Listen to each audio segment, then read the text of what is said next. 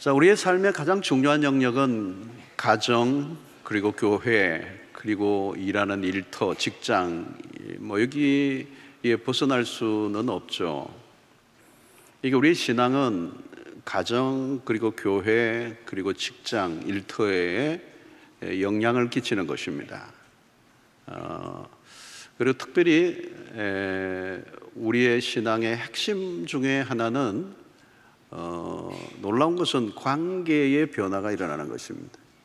신앙이 좋아진다는 말은 하늘에 붕 구름 떠 있는 그런 삶이 아니고 현실의 삶에서 부부 관계가 더 좋아지고 또 이웃과의 관계가 더 풍성해지고 또 교회 안에서도 또 그런 모든 관계들 안에 회복이 일어나는 겁니다.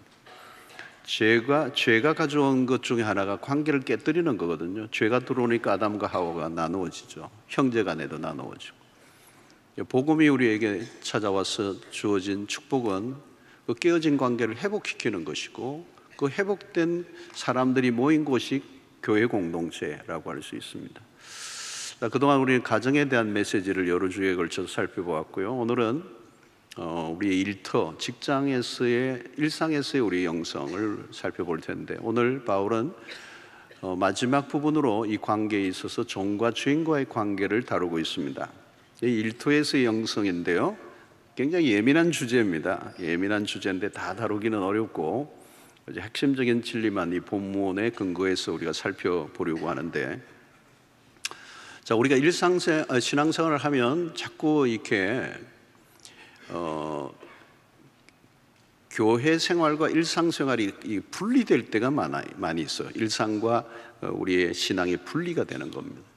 그러니까 교회 안에서의 신앙생활, 신자가 교회 안에서만 이렇게 맴도는 신앙이 될 때가 많아요.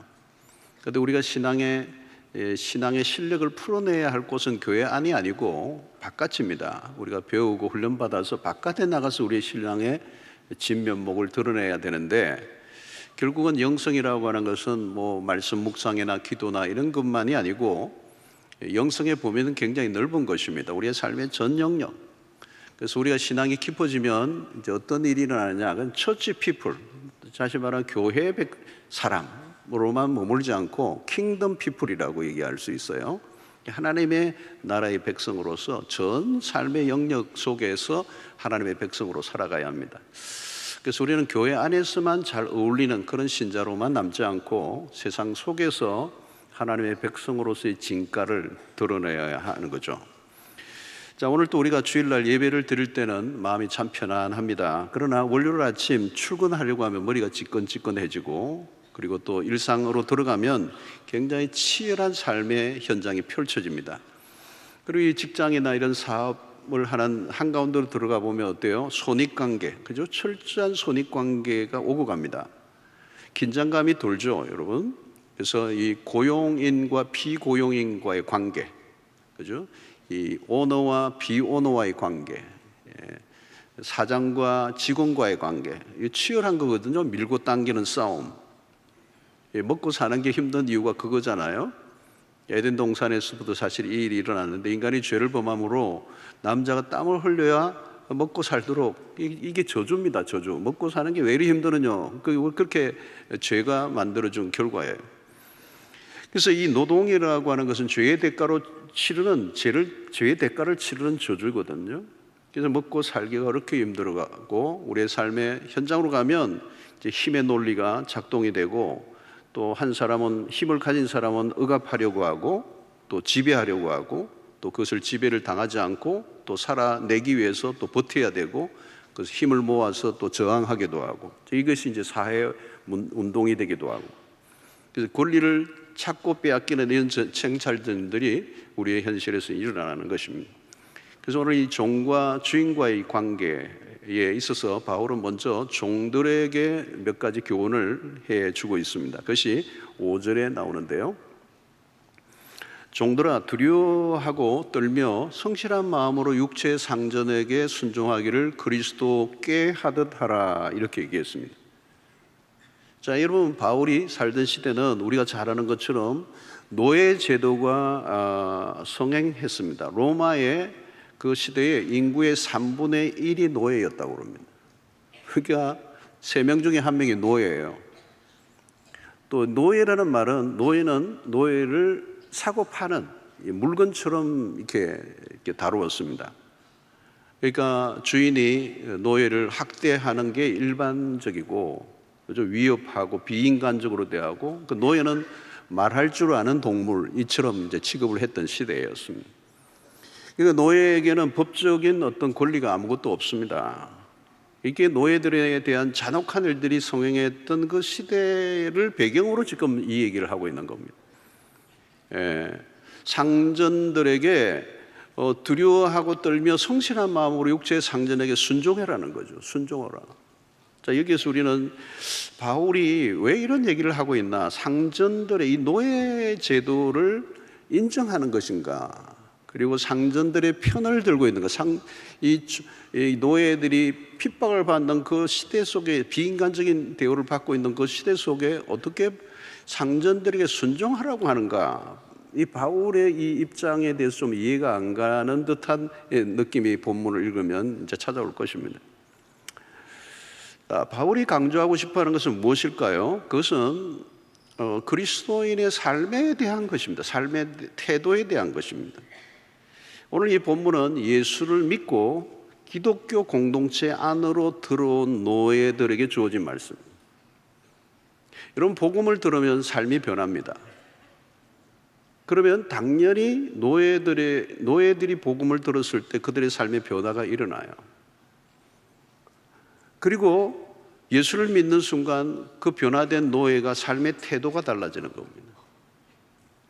전에는 주인의 눈치를 보면서 적당하게 했던 사람이 이제는 주인과의 관계가 아니라 하나님과의 관계 속에서 내가 어떻게 바르게 살아야 될 것인가를 깨닫기 시작했다는 거죠. 그래서 바울은 그런 관점에서 종들은 주인을 존중하고 두려워하라. 그러니까 주인의 행동에 따라 내가 행동하는 것이 아니고 그 상대의 태도에 따라서 나에게 어떤 처우를 해주느냐에 따라서 내가 행동하는 게 아니고 그것과 상관없이 그리스도인으로서의 마땅한 태도를 갖추라는 거죠. 자, 이것을 이제 얘기를 하는데요. 우리가 구약에 이제 예를 들면 다니엘과 같은 사람은 포로로 붙잡혀 갔으면 노예 생활을 하는 거죠. 마침 이제 왕실에 붙잡혀 갔습니다. 그런데 그거는 이 바벨론의 그 어떤 정치 구조 그리고 그들의 어떤 사회 시스템에 저항하기보다는 잘 순종을 했어요. 특별히 이제 하나님을 섬기는 것 외에는 최선을 다해 섬기면서 다니엘이 그 사이에 굉장히 이제 높은 위치에까지 올라갑니다. 요셉도 마찬가지입니다. 그는 보디발의 집에서 노예 생활을 할 때나 그리고 감옥 안에 들어갈 때나 그가 가지고 있는 기본적인 하나님의 백성의 태도는 놓치지 않아요. 그러니까 그가 결국은 감옥에서나 노예 생활을 하면서도 총무의 역할을 감당하는 신뢰받는 사람이 되었습니다. 자, 그래서 오늘 바울은 상전들에 대해서 노예들의 주인을 지지하기 위한 말씀이 이게 아니고 결코 그리스도인의 삶의 태도를 가르치고 있습니다. 자, 그것의 첫 번째가 6절에 나오는데요. 눈가림으로 하여 사람을 기쁘게 하는 자처럼 하지 말고 그리스도의 종들처럼 마음으로 하나님의 뜻을 행하고.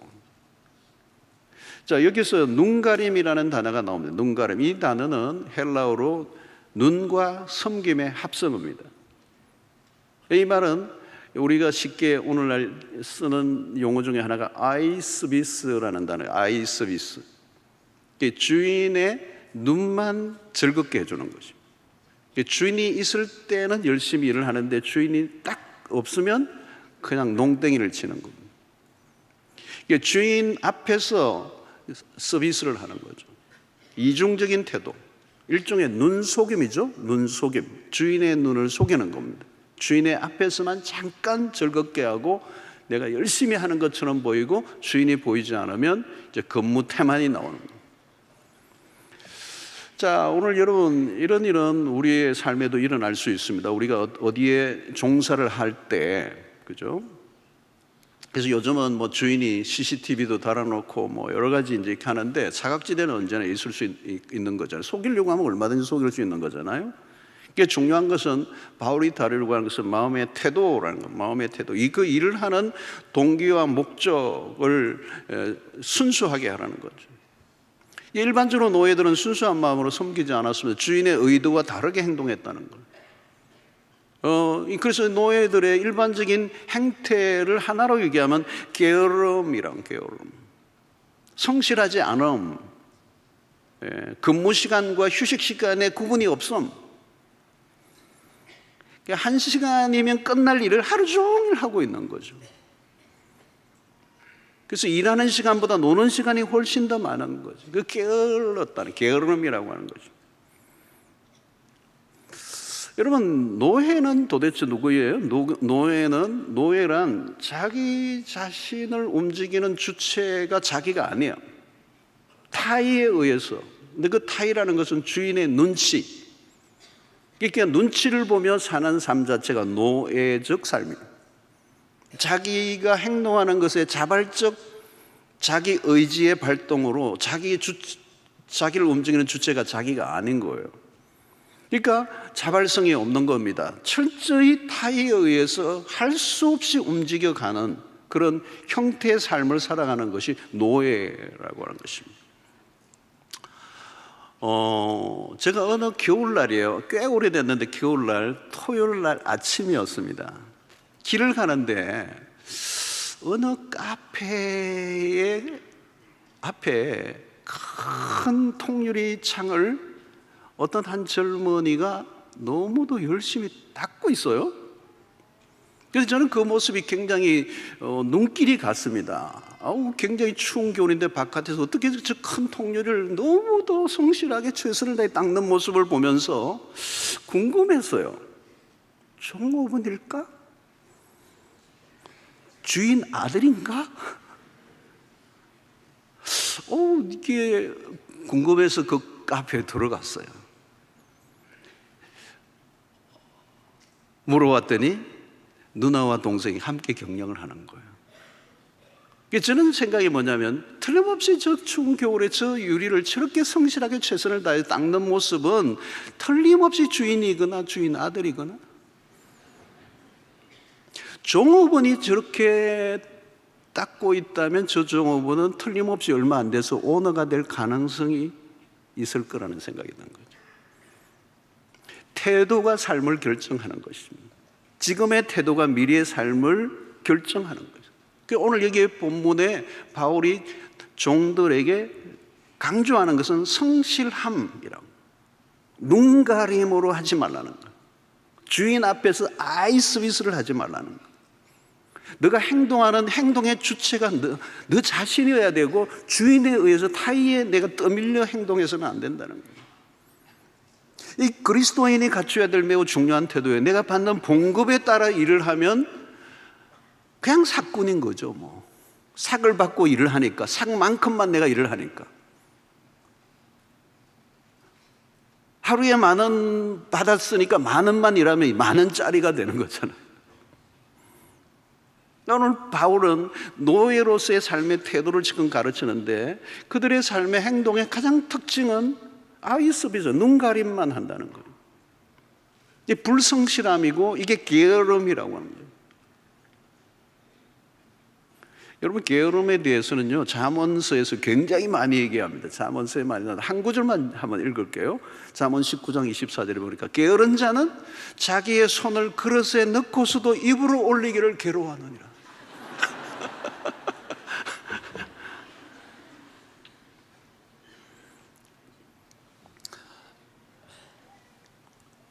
여러분, 그리스도인의 삶의 특징은 충성이어야 합니다. 너무 복잡하고 많은 계산을 하면 충성하기 어려워요. 산술이 너무 밝으면 힘들어져요. 너무 이익인가 손해인가를 따지며 살면 충성이 어려워져요. 내가 손해보는 건 아닌가. 여러분, 돈을 벌기 위한 목적으로만 일을 하는 것으로는 우리의 일이 그렇게 신바람이 나지 않아요. 여러분, 그리스도인에게 일은 그 일을 통하여 하나님의 선하심을 드러내야 되고, 그 일을 통하여 이웃을 사랑하는 일로 연결돼야 되고, 그 일을 통하여 자기 자신이 하나님 앞에서 변화를 경험하는 현장이 되고, 그 일을 통하여 하나님의 개입을 경험하면서 하나님의 나라가 확장되는 그런 현장이 일터죠. 여러분, 지금 당장 이익을 보려고 하는 생각을 가지면 우리는 충성을 할 수가 없습니다. 그냥 아이 서비스를 하게 되는 거죠. 자, 바울은 여기에서 눈 가림으로 하지 말라는 이 말은 부정적 의미에서, 소극적 의미에서 첫 번째 얘기했다면, 더 적극적인 게 7절에 나와요. 기쁜 마음으로 섬기기를 주께 하듯 하고 사람에게 하듯 하지 말라.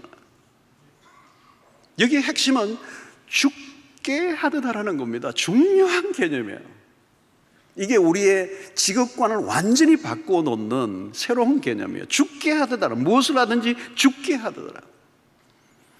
여러분, 무엇이든지 내가 주님에게 하듯이 하면 무슨 일이 일어날 거예요? 그 일이 예배가 되는 거예요.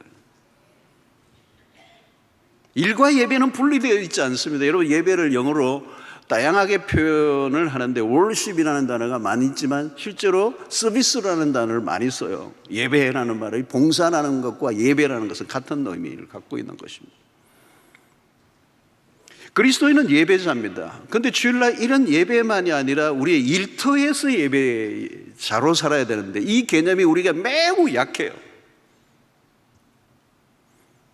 여러분, 물건을 만들 때 소비자에게 이렇게 물건을 만들 때 주님이 쓰실 거라고 생각하고 만든다면 불량품이 안 나오겠죠.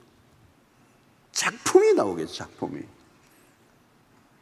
내가 당장 팔아서 이렇게 내 이익을 챙기려고 하는 목적으로 하면 불량품이 나오는 거예요. 상품을 만들겠지만 정말 주님이 사용하실 거라고 생각하고 한다면 이 작품이 나오는 거예요. 그리고 그 작품을 보는 사람이 경탄하는 거예요. 어떻게 이렇게 만들 수 있었느냐.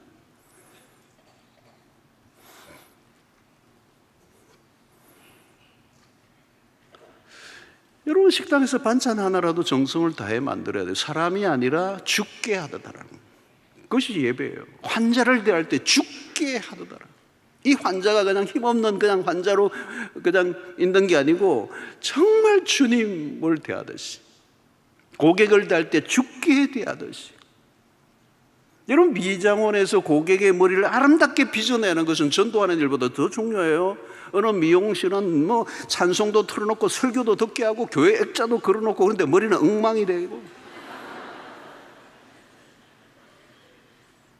실력이 없으면 교패를 달지 마세요. 실력으로 증명해야 할 일을 단순한 말로 때워서는 안 된다는 겁니다. 일에 대한 동기부여가 매우 중요해요.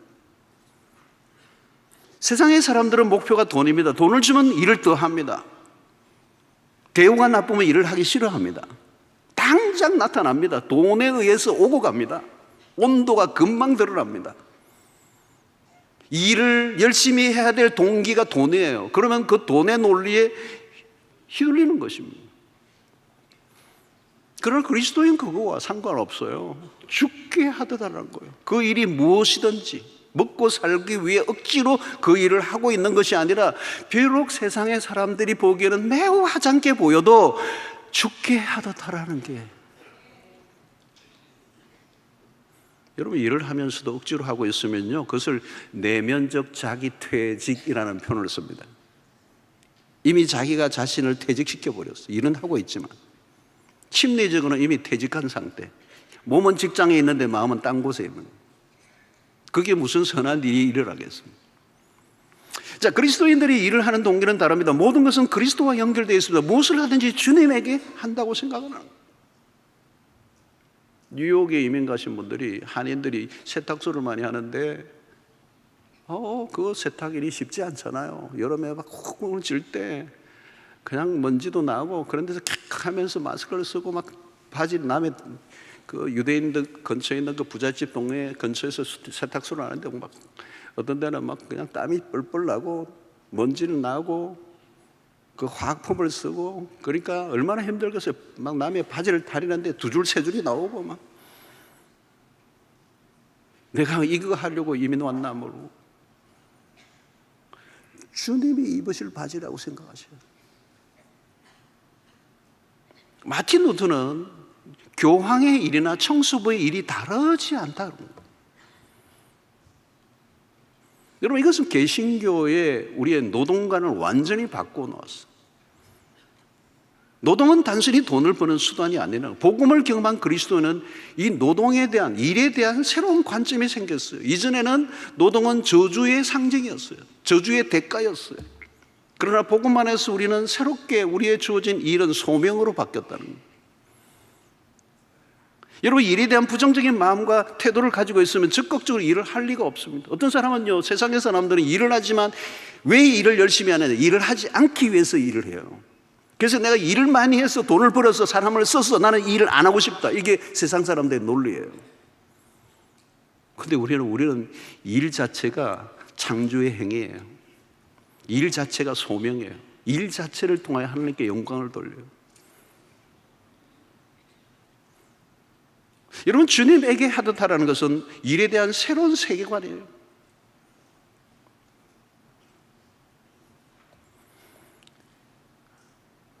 사람들은 돈을 벌면 그게 전부라고 생각합니다. 돈을 벌면 된다고 생각합니다. 얼마나 큰 착각입니까? 돈을 벌려고 하면 어때요? 돈의 논리에 휘둘리면 속임수를 쓰게 되고 탐욕이 클수록 거짓은 늘어나게 되고 악인은 꾀를 사용할 수밖에 없어요.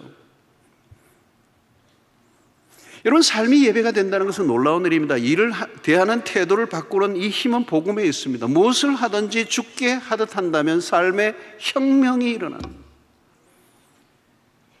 비천한 일은 없습니다.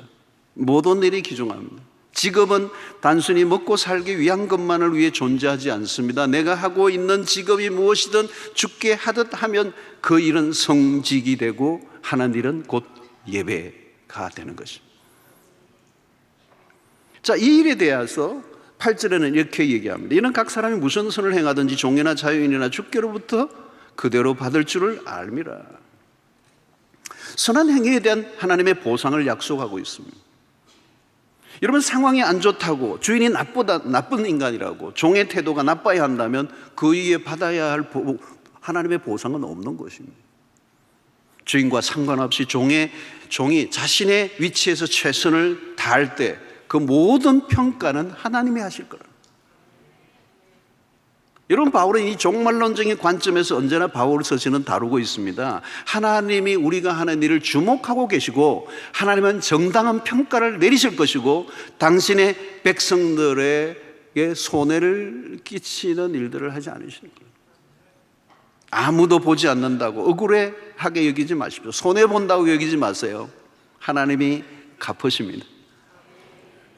바울 당시에 노예들이 예수를 믿고 난 뒤에 삶이 달라졌습니다. 눈치를 보면 게으름만 피우던 노예들이 주인이 시키지 않는 일까지 했습니다. 이전에는 시키는 일도 겨우 해냈던 사람들이 자발적으로 일을 했습니다. 대충 하는 게 아니라 그냥 자신의 일처럼 충성을 다했습니다. 주인이 감독할 필요도 없었습니다. 잔소리할 필요도 없었습니다. 어떻게 종이 이렇게 변했지? 도대체 이 노예가 무슨 일이 노예에게 일어났는가? 의문을 품었습니다. 이유를 알고 싶었습니다. 야, 너 도대체 뭐가 너를 그렇게 바뀌게 만들었지? 너 속에 뭐가 들었어? 너 얼굴은 똑같은데 너 속에 뭐가 들어있는 거야? 너 속에 뭔가가 너를 바꾼 거야. 왜 이렇게 다르게 행동하지? 왜 이렇게 이전과 다르지? 이유를 알고 싶었던 거죠. 그것이 바로 예수 그리스도라는 사실을 주인들이 깨닫게 될 때 주인들이 충격을 받게 되고 주인들이 그 종을 자유인으로 예수를 믿고 나니까 더 이상 노예를 그렇게 학대하고 부리고 싶지 않아요. 그래서 풀어주기 시작한 거죠. 여러분, 사회개혁은 무슨 운동으로 되는 게 아니에요. 운동하는 사람들 사회개혁 한다고 운동하는 사람들 들여다보서 그분이 부패해 있어요. 신자가 자신이 있는 곳에서 작은 빛을 비추는 거. 노예인데 작은 빛을 비추는 거예요. 삶이 변화되고 일에 대한 태도가 달라지고 그의 삶의 모든 방식이 달라지고. 여러분, 코로나 팬데믹을 지나면서 우리는 코로나 이 바이러스가 얼마나 빠르게 전염되는 걸 우리는 경험했어요. 여러분, 코로나 바이러스보다 훨씬 더 강력한 바이러스가 예수 바이러스예요. 그분이 우리 안에 찾아오면요, 그분이 우리의 삶을 바꿀 뿐만 아니라 내 변화된 이 삶이 다른 사람을 바꿔놓고도 남는 역사예요. 마지막으로 상전에게 주시는 말씀이 9절에 있어요. 상전들아, 너희도 그들에게 이와 같이 하고 기업을 거치라. 이는 그들과 너희의 상전이 하늘에 계시고 그에게는 사람을 외모로 취하는 일이 없는 줄 너희가 알미라. 상전에 대해서 주시는 말씀은 비교적 한 구절이에요. 그 가운데 하나가 위협을 거치라. 이전 역봉은 공갈을 거치라. 이 상전들이 주로 하는 게 공갈을 많이 치. 세상의 주인과는 다르게 행동하라는 거죠. 노예를 대하는 방식이 달라야 된다. 예수를 믿는 주인이라면, 상전이라면. 바울이 빌레몬스를 통하여 한 종을 어떻게 대하는가를 잘 보여줍니다. 빌레몬에게 오네시모라는 종을 더 이상 종으로 대하지 말고 형제로 받아들이라. 이게 빌레몬스입니다. 이게 복음적 접근이에요. 그러니까 그리스도인의 인간에 대한 기본적인 태도는 우리가 가정과 모든 것도 살펴보았지만 부부의 관계나 부모와 자녀의 관계나 모든 관계에 그리스도인이 인간에 대한 가지는 기본적인 태도는 리스펙트, 존중심이라는 거예요. 고용인은 피고용인을 막대해도 좋은가? 그렇지 않다는 거예요. 바울은 종에 대한 새로운 태도를 요구합니다. 사람을 외모로 보고 판단하지 말라. 노예라고 해서 직급이 낮다고 인격도 낮은 것은 아니다. 누구든지 존중히 여겨야 된다. 굴욕을 느끼게 해서는 안 된다. 그래서 상전들에게도 동일하게 요구되는 삶의 태도는 뭐예요? 주님 앞에서의 종이라는 겁니다. 그들과 너희의 상전이 하늘에 계신다. 진짜 상전이 있다. 여러분, 사람 위에 사람 없습니다. 사람 아래도 사람 없고요. 사람은 같은 거예요. 직급이나 기능이 다를 뿐이지. 오직 사람 위에 계신 분은 한 분, 하나님밖에 안 계세요. 여러분, 높은 위치에 올라가면 자기도 모르게 자꾸 사람들을 아래로 보는 거예요. 나도 모르게 그만을 떨게 돼요. 그렇죠? 그래서 나보다 높은 사람이 없다고 생각하는 거죠. 그러면 무례해지는 겁니다. 무례해져. 막대하는 겁니다. 여러분, 요즘 아파트에 경비하시는 분들 가운데 제가 아는 분만 해도 교장 선생님을 역임한 분들 계시고 대단한 분들이 많이 계세요. 그런데 입주자라고 그냥 연세 많은 그 아파트에 경비하시는 분을 막대하시려다가 이 신문에 나는 경우도 많잖아요. 얼마나 착각을 쉽게 하는 겁니까? 그리스도의 상전은 달라야 합니다. 아니, 세상의 기업들도 이제는 직원을 마음대로 하지 못합니다. 요즘 기업들이 이 원리를 알고 있습니다. 글로벌 기업들은 직원에 대해서 최고의 예우를 보장합니다. 소비자가 왕이다, 소비자가 최고가 아니에요. 오늘날 인류의 기업들은 소비자보다 더 중요하게 여기는 것은 직원들입니다. 기업 문화가 많이 바뀌었습니다. 일방적으로 몰아가지 않습니다. 수직적 구조에서 억압하고 지배하려고 하면 그 기업은 망하게 되어 있습니다. 성경은 사업에 성공했는가를 묻지 않습니다. 별로 관심 없습니다. 성경에는 당신이 사업에 성공했느냐 하지 않느냐, 성경은 관심이 없습니다. 하나님이 관심이 별로 없습니다. 하나님이 묻는 것은 어떻게 성공했느냐는 것입니다. 돈이 목적이 되면 과정을 무시합니다. 사람을 도구화하게 되는 거죠. 돈을 벌려면 자신의 영혼이나 양심은 집에 두고 출근을 해야 한다고 생각합니다. 그러나 그것은 오해예요. 사랑과 존경을 가지고 대하라는 거죠. 힘을 과시해서는 안 되는, 누가 진짜 상전인가? 하나님. 그분을 늘 의식하고 그분을 두려워한다면 내가 주인처럼 행사할 수는 없죠. 내가 회사의 사장이라도 진짜 사장님은 내 위에 계신 주님이시죠. 나는 직원이라고 생각해야 된다. 언제나 종이라고 하는 거예요. 여러분, 우리는 언제나 종이에요. 누구의 종입니까? 하나님의 종이에요. 언제나 겸손해야 되고 언제나 섬기는 태도를 유지해야 한다는 겁니다. 그러므로 복음 안에서 모든 것은 재설정됩니다. 세상은 그야말로 생존의 정글이죠. 안으로 들어가면 피 흘리는 싸움이 있습니다. 파의 전쟁이 일어납니다. 최소한의 투자로 최대한의 이익을 얻고자 치열한 싸움을 벌이는 세상의 한가운데서 그리스도인들이 살아가고 있습니다. 철저히 손익 계산을 하며 살아갑니다. 단돈 1원이라도 손해보지 않으려고 하는 냉혹한 세상. 돈 얘기만 나오면 갑자기 사람이 휙 돌아가는 거죠. 삶의 현장은 세렝게티의 현장과도 같습니다. 겉으로는 평온해 보이지만 살아남기 위한 치열한 싸움이 매일 벌어지고 있습니다. 위기감이 팽배해요. 아차하면 죽습니다. 내가 살기 위해 다른 사람을 누군가를 죽여야 한다고 생각합니다. 이런 상황 속에서 바울은 오늘 우리에게 주어진 이 말씀을 우리가 그대로 액면 그대로 받는다는 것은 사실 간단한 메시지는 아닙니다. 내가 이 말씀을 고지곳대로 듣고 실천한다면 과연 이 치열한 세상 속에서 내가 주인으로 이 직원들을 다스리고 살아갈 수 있을까? 내가 직원으로 그리스도인인데 내가 이 말씀대로 그냥 산다면 이렇게 포악 무도한 주인 앞에서 내가 내 생명 유지할 수 있을까라고 하는 두려움이 생길 거예요. 그래서 우리는 말씀을 따라 살아가다 보면 세상 속에 바보 취급을 당할 가능성이 많고 이상주의자로 내몰릴 수도 있습니다. 그러나 여러분, 우리는 상황의 논리보다 성경의 원리를 붙잡고 힘들지만 살아갈 때 결국은 승리하게 하실 줄로 믿습니다. 복음은 우리의 삶의 태도를 바꾸라고 말씀하십니다.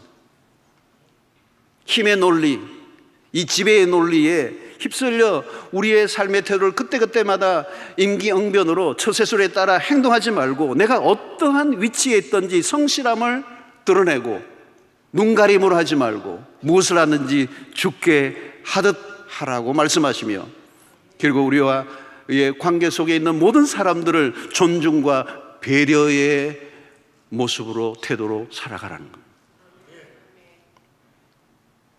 여러분, 우리는 성공이나 이익보다 섬김의 원리가 들어가는 거예요. 그리스도 안에서는 고용인이나 피고용인이나 모두 섬기는 자로 바뀌는 거예요. 그리스도인은 존재 자체가 섬기는 자예요. 굴림하는 자가 아니에요. 여러분, 우리는 언제나 섬기는 것보다 굴림이 더 쉬운 사람입니다. 인간은 본성적으로 섬기는 일보다 이 섬김을 받는 걸 더 좋아해요. 그런데 우리는 섬기는 자로 부름을 받았다는 거예요. 내가 어떤 위치에 있든지 섬기는 자로 사는 거예요. 서로 이용하려고 하는 도구가 되어서는 안 돼요.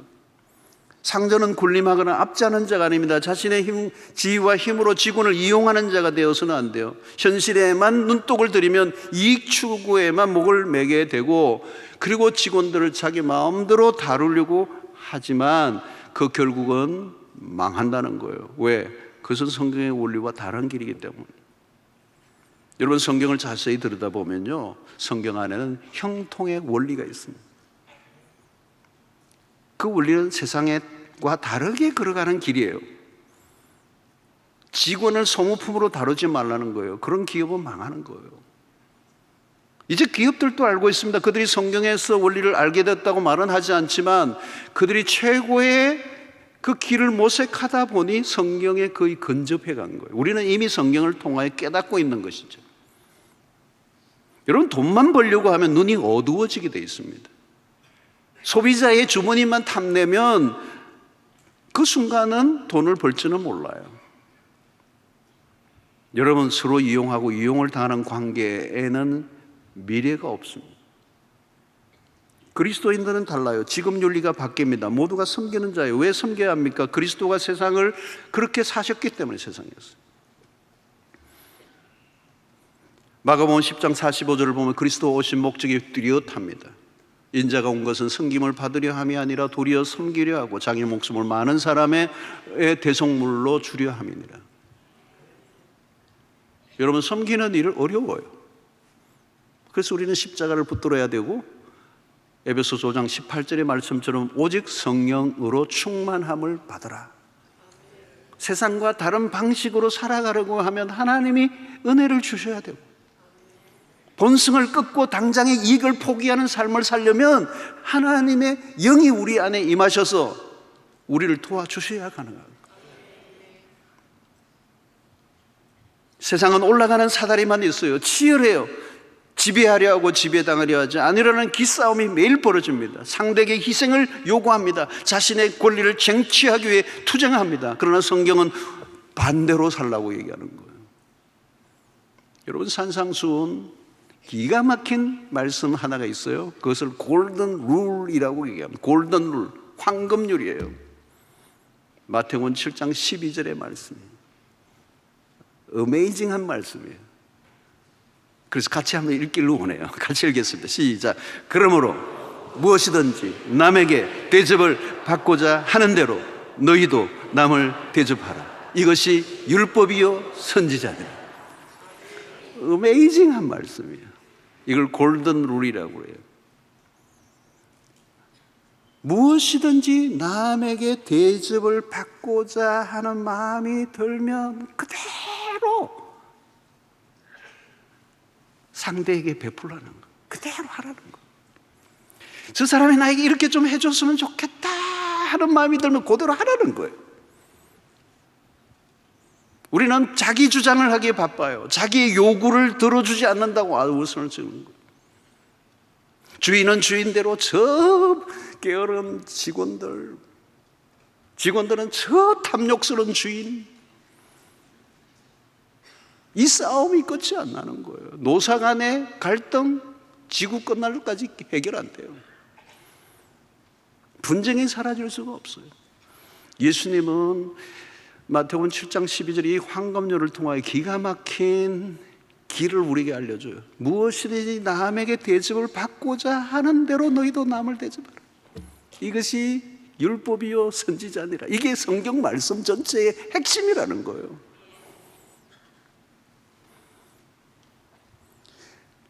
주인이 이렇게 좀 해줬으면 좋겠다 하는 거를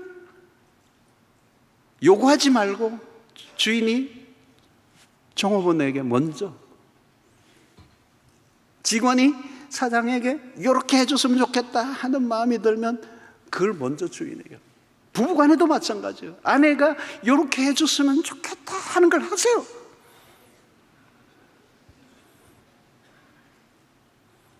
우리는 언제나 반대로 해요. 좀 해달라는 거 요구가 많아요. 너 왜 나에게 이렇게 안 해줘? 그러면 상대가 그래. 니는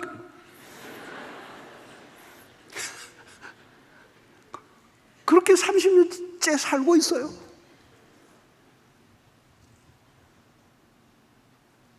여러분, 이 마태복음 7장 12절의 말씀만 실천해도요, 오늘 여러분들의 삶의 대부분은 다 풀려요. 다 해결돼요. 엄청난 얘기예요. 엄청난 얘기. 마태복음 7장 12절의 말씀.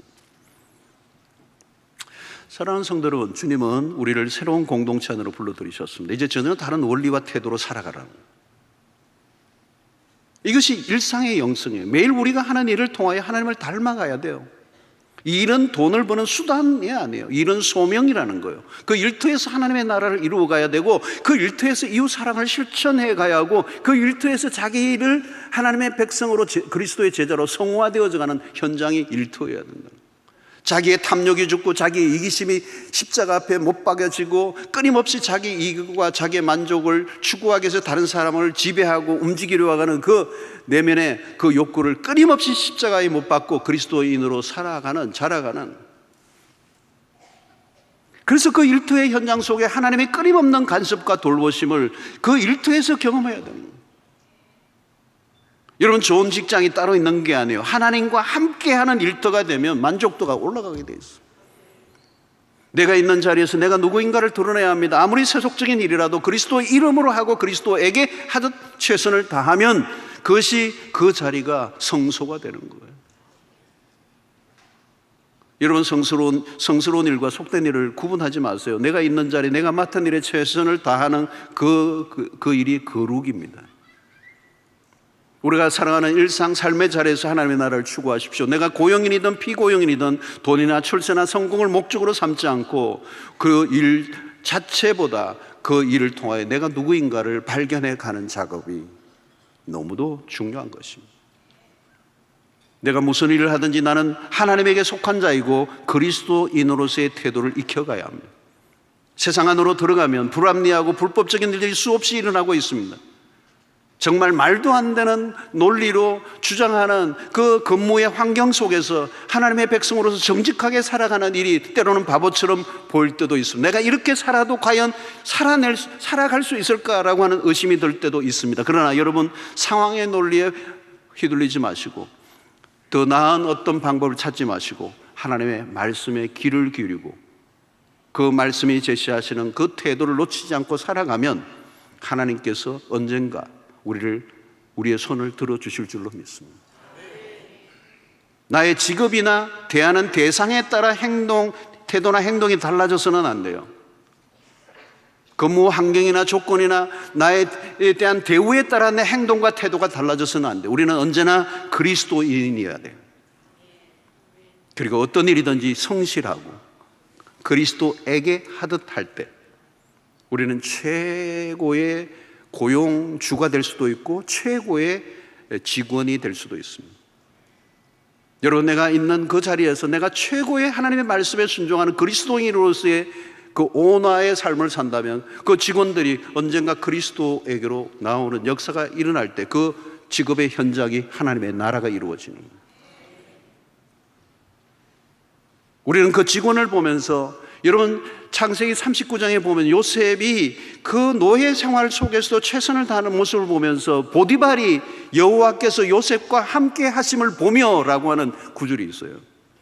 하나님의 임재를 느껴요. 그 노예가 하는 그 행동을 보면서 그 주인이 여호와께서 요셉과 함께 하심을 보았다는 거예요. 하나님의 임재를 경험한 거죠.